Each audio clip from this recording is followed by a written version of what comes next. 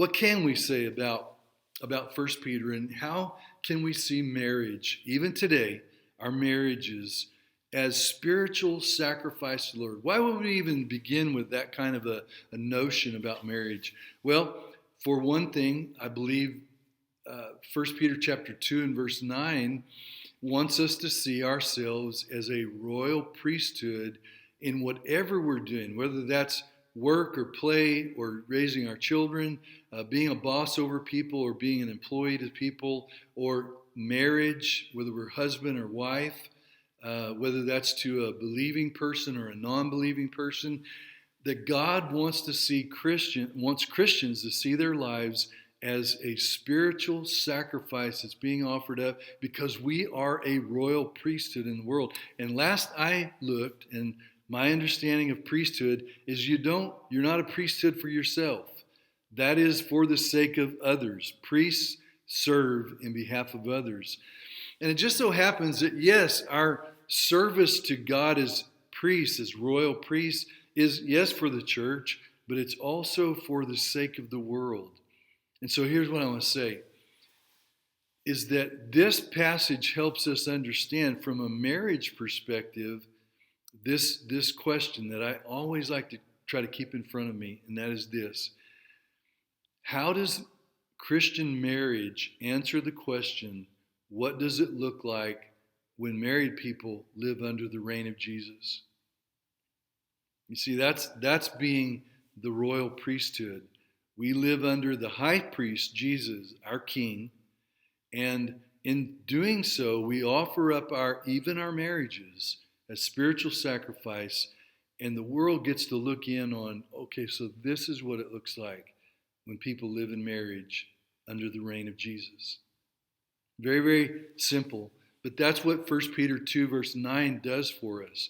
Now, the larger picture of 1 Peter is that living in the way of Jesus makes us strange in the world. We are strangers and foreigners in the world. We looked at that earlier in our study of 1 Peter. And not just because, we're just weird people, not because we don't wear, pants that have two legs in them, and, we have a right hand and a left hand, and so on and so forth. We are very normal in ways, but because we follow the way of Jesus, oftentimes we can be viewed as strangers by even the world. We are strangers in the world because we live a different way. We live for a different way, and we live for a different purpose and person, Jesus.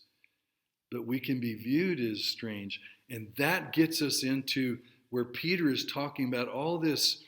Listen, when you live in the world and they start saying things, they ridicule you. They wonder why you don't any longer run with them, and they say things about you, and they make life hard for you. That suffering that he's talking about in those kinds of circumstances, Peter's trying to work out, how do Christians live faithfully to Jesus, but yet in a world where as strangers we often are in conflict with the world around us.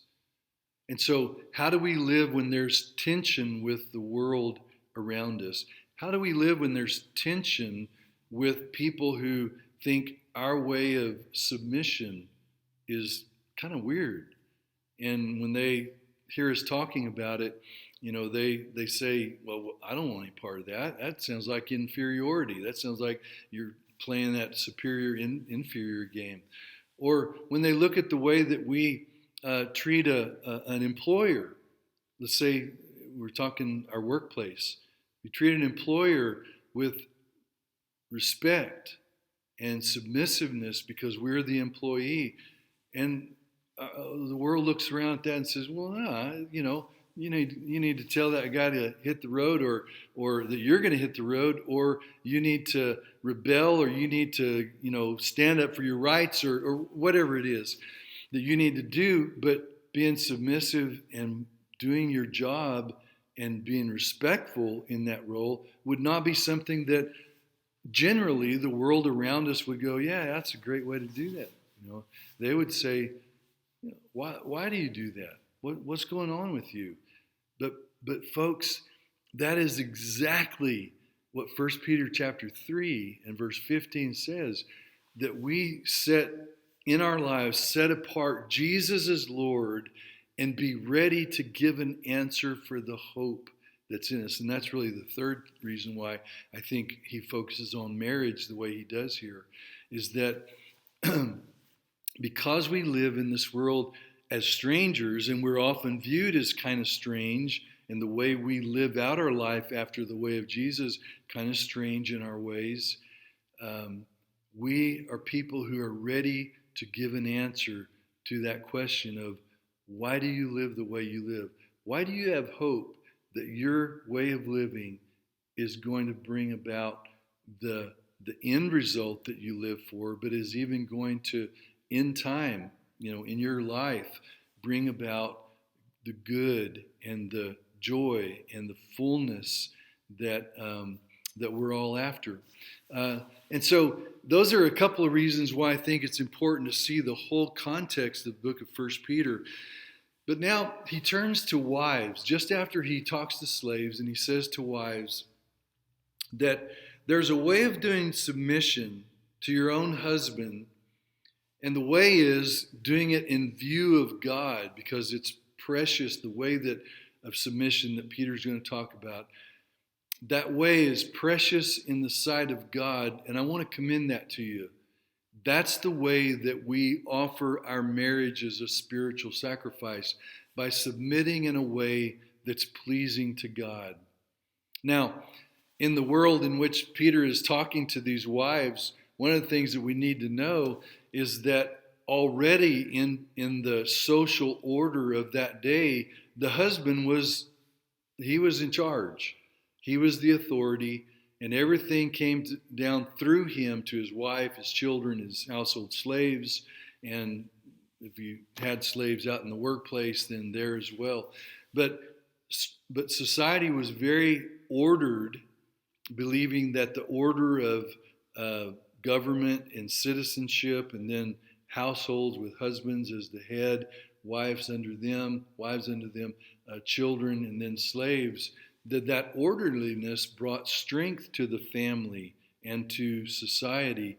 And when the family and society was strong and ordered and stable, it made the authorities that ruled over that nation or that people strong. And so in the Greco-Roman world, order and stability were important. So the husband already had authority culturally.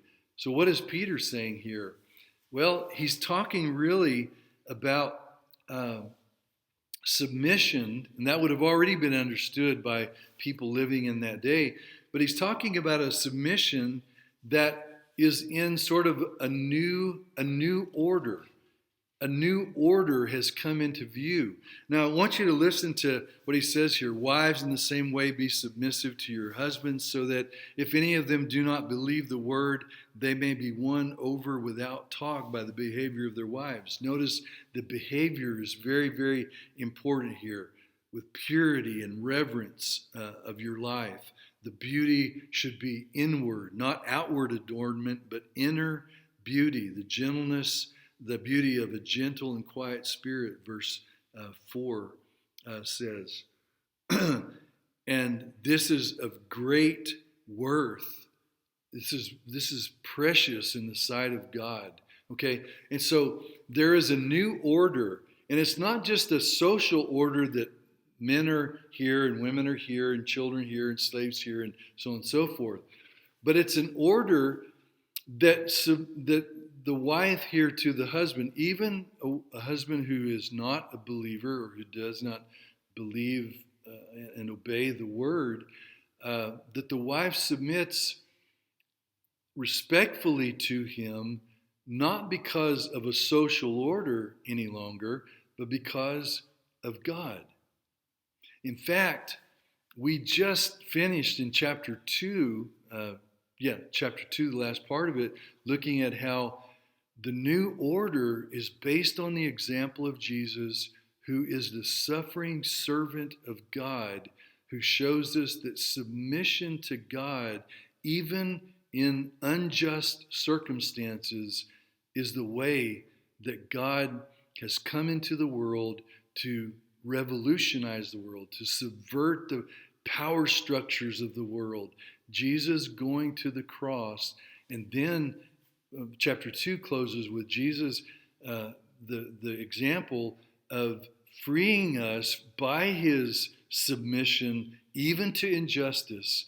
He frees us for a life of righteousness, of doing good, following his example. And so the new order that's come in is the way of submission that grows out of God's kind of submission, where whether the husband is a great guy or a not so great guy, whether he's a believer or not believer, we live in relation. The wife lives in relationship with him because she knows that's the way, the new order of life that's given in the example of Jesus. And we're to follow in his steps. In the latter part of chapter 2, verse 21, it says, "To this you were called, because Christ suffered for you, leaving you an example that you should follow in his steps." And so the new order is about following Jesus, not because the world says this is the way it is, or not necessarily that even in Scripture there's this kind of structure of, men are the authority and the wives are under them and children kind of come along and everybody else has their place.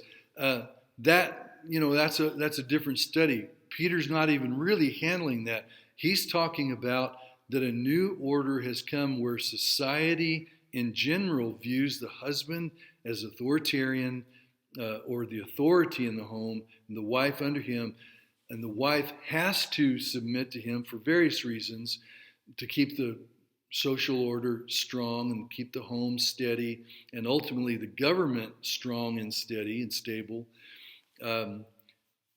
Peter comes along and says, the real point is that a new order has come in, and that's the order or the example of Jesus, to which we're now committed to follow in his way. And that's to submit and to follow in relationship to people, even those people who may not be in marriage relationship to a husband that may not be a Christian. Now that brings up all kinds of, problems from the historical context. A wife who followed a different religion than her husband was suspect. She was suspect, and that was very, very suspicious in the wider community, because a wife would have friends of her husband, or her friends would be her husband's friends. Her social network would be her husband's. Her religion would be that of her husband's. And so Peter is envisioning that they're ladies who have become Christian out in this bigger world, and their husbands haven't come along.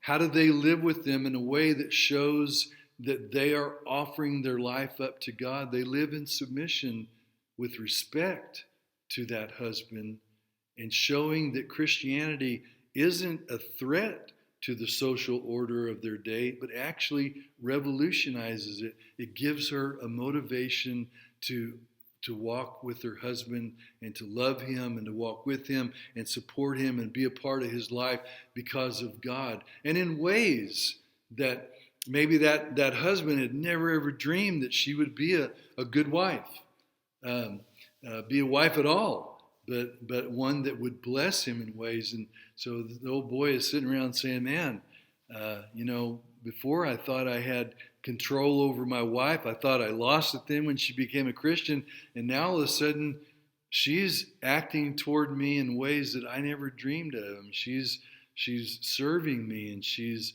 loving me, and she's forgiving me of sin, and she's encouraging me in ways that values me in a way that I've never experienced before, because she is now doing that because God has given her a model for that, and that's Jesus. Didn't Jesus love the unworthy? Didn't he heal those who didn't have any reason for him to heal them?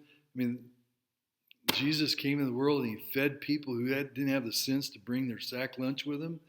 Jesus embraced people whose lives were just totally out of order. And so you can see how the model of Jesus is the new order. Now, the criteria for that also is a little bit different. The criteria for this new order is respect. It's to show reverence, or respect is a better word. And it's a respect that's inner. It's not just outer. It's not just that I'll submit. It's not just that I'll stay married to you. You know, you may not be a believer and we believe differently and I go my way, you go your way, but I'll stay married to you. It's not like that at all. It's one of submission that, yes, I'm going to stay in that relationship, but it's also one that's real. It's inner. It's the gentle and quiet spirit. It's the beauty that comes not from outward adornment, not from, in Peter's day, this had been stuff that was more about the wealthier women who could afford to adorn themselves with makeup and jewelry and hairdressings and all kinds of things. And sometimes that would indicate a person that was thinking seductively, sexually, somebody who was trying to manipulate if they were adorning themselves externally in that culture, in that world. And some of the Greek philosophers talk about how that's true. And you can go chase that down yourself if you want to do that. But in those writings, outward adornment even then was not looked upon as something that you wanted. And so in that way, the Christian teaching here agrees even with the Greco-Roman sense that virtue, inner virtue, is necessary. The difference is that comes as a result of wanting to please God. And so Peter uses the example of Sarah, not the social structure of the Greco-Roman world, or not the values of the philosophers or any of that, but Peter draws upon Sarah as the example. She's sort of like the first lady. She sits in the place of the first lady in terms of a model of one who submitted to her husband and did what he asked of her. In regards to maybe lying to Abimelech in Genesis chapter 12, or later on, going along with Abraham and everything that he did. And so Sarah becomes a great example of a person who was inwardly someone who was real. Her virtue was genuine, and it was authentic. It was real. And Peter commends that way to Christian women. Now, there's an evangelistic note here, because it's not only showing people what it looks like to be a Christian and be married, but Peter says that if this person that you're married to wives, if this person you're married to is not a believer, doesn't obey the Lord, that they may be won over by the example of an authentic life of faith. So there's an evangelistic note that rather than storm the door and rip up the marriage license and all that and say we're free and we're liberated because we're Christian and you're not, Peter says, no, what Christians are about is transforming the world, but by being transformed ourselves. We come under submission, and we place ourselves in submission in different roles in our life, and we do it respectfully, and we do it with character and virtue that we learn from Jesus, not so we can overcome the world, but so that we can be transformed and offer an alternative to the world, so that those who are drawn to Jesus have a place where they can embrace the life that they see. And again, that's what 3:15 is about. Always being ready to give an hope. And so you can imagine in a marriage relationship, a husband saying, man, what has happened to you? you became a Christian, and I thought that meant I was going to lose you, or I thought that meant that you were going to revolt against my authority in the home, or whatever. You can imagine all the applications of that. And she basically says, giving an answer for her hope, she says, I learned about Jesus. I learned that he gave his life up for people who didn't deserve. For he gave his life up for the world, for all of us, that he loves us. And in doing so, he submitted and gave up. And I've learned to follow him. And so this does not change my identity. And I think that's something that we worry about when we talk about submission, whether that's submission to leaders or governing authorities, or whether it's in the home and usually talked about in terms of a wife. We get worried about submission turning us into floor mats, or taking away our superior identity or our equal identity as human beings. And Peter here shows that that's not the case. And if there's a great example of that anywhere in the Bible that I know of, John chapter 13 is a great example, because Jesus, who came from God, was returning to God, knew where he'd come from, knew where he was going, knew who he was, and that he was about to fulfill God's mission. The Son of God got up from the table and got down into the lowliest positions that anyone in that society could get into, and that is kneeling on the floor, washing feet. Jesus did not think that submitting and doing something that was viewed as submissive changed his identity and made him less than he was. Jesus didn't believe that. And Peter's saying here that this is because God has given us an identity in Jesus that raises us up, that we can do whatever we need to do in terms of submission. The ruler of the land doesn't have to agree with my theology or my faith or my doctrine. He's a servant of God, and he has his work to do. I can submit to a nation that is not in agreement with my particular beliefs, not because I compromise my beliefs, not because I let them tell me how to serve Jesus and be a Christian, but because Jesus is my king, and I serve him, and I can submit to the powers, and they're wrong, and I'm wrong, and we're all wrong at some point, but they don't do it perfectly, and they don't do it as God always wants leaders of nations to do things. But me submitting to that never defines me.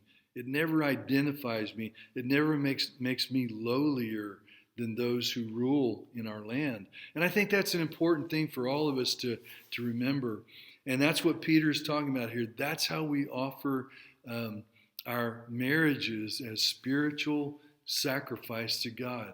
Is we view it as to God. And here the language is about the wives, but that certainly carries over to the husbands. Now, I got just a couple of minutes to say something about verse 7. Husbands, in the same way. And so what do we know? In the same way, same as he mentioned in verse 1 of chapter 3, wives in the same way, the submissive, taking your place, doing what you're called to do with respect is now expected of you. Husbands, in the same way, be considerate as you live with your wives and treat them with respect as the weaker partner and as heirs with you of the gracious gift of life, so that nothing will hinder your prayers. Okay, there's a lot there, and I'm going to say this in just a couple of minutes. What Peter is saying here is so revolutionary to the people that he's writing to, because the husband is now being given directions in terms of how to live with his wife, not as just a member of the family or someone who's under him and she just basically does what he wants her to do, or she fulfills the roles that he determines that she's going to have. and she stays very close to his strong will and his authority. But now he's saying to the husband, and this rings of Ephesians chapter 5, loving your wife as Christ loves his church. But he says, but now you're going to live with her in a understanding, in a knowing way. Not just as an object living in your home that does things in your home, but you're going to learn to know who she is.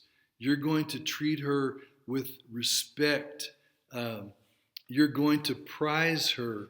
You're going to value her. Those words are all caught up. If you go into the original language, it's a little bit more picturesque and graphic in terms of what he's doing here. But the way that he says that the wife's inner spirit is precious in the sight of God, he calls husbands here to view the wife as priceless, that fully valuable, to treat her in a fully valuable way. And this would have revolutionized the relationship of husbands to wives in the context in which Peter is writing here. Because a wife, when you think of order, if the husband is top and he's most important, then there's secondary and tertiary and so on and so forth. But Peter takes all that away and says, in the same way that wives are to be submissive, husbands, you have this responsibility, of being considerate of your wife, of thinking about who she is and knowing her and living with her and handling her in a way that respects the value, the full value, the pricelessness of who she is. And Peter says, as a fellow heir. And that's important. A fellow heir. Not as someone under you, but someone who is equal to you in the Lord. Someone who shares with you the inheritance that we have in the Lord.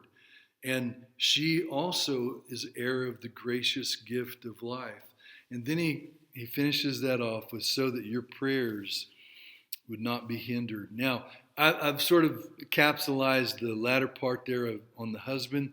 I may come back to that because it illustrates some things that are said later. But anyway, he closes with, so that your prayers aren't hindered. Now, I don't know of where there's teaching in the rest of Scripture on that idea, and maybe I'm just forgetting or I've just completely missed it. But I don't know where there's a fuller teaching on that particular idea. But in the society to which Peter is writing, the Greco-Roman world, it was well known among the social teachers of that time that a man's prayers were important over his family, because his prayers being heard in behalf of his family stabilized the family, and stabilizing the family and other social orders stabilized fundamentally and ultimately the whole nation. The ruler's job was made more capable by having a stable family. And so men's prayers were very important. And here, Peter draws on that general understanding that people would have known about.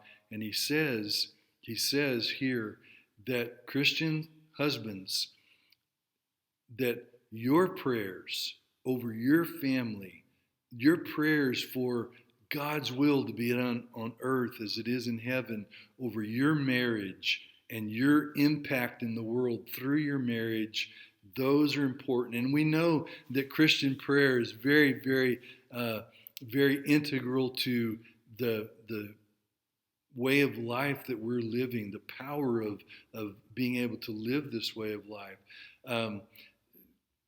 The discernment as to how to live this way of life, the Christian way of life, that prayer is so important. And so he's drawing on what would have been widely known as, the man's prayers are important, and Peter affirms that, but he's saying it to Christians who know that when we pray, the God of heaven hears us and that our lives are stabilized and they're also utilized to share with the world around us what it looks like when we Christians are living under the lordship of Jesus.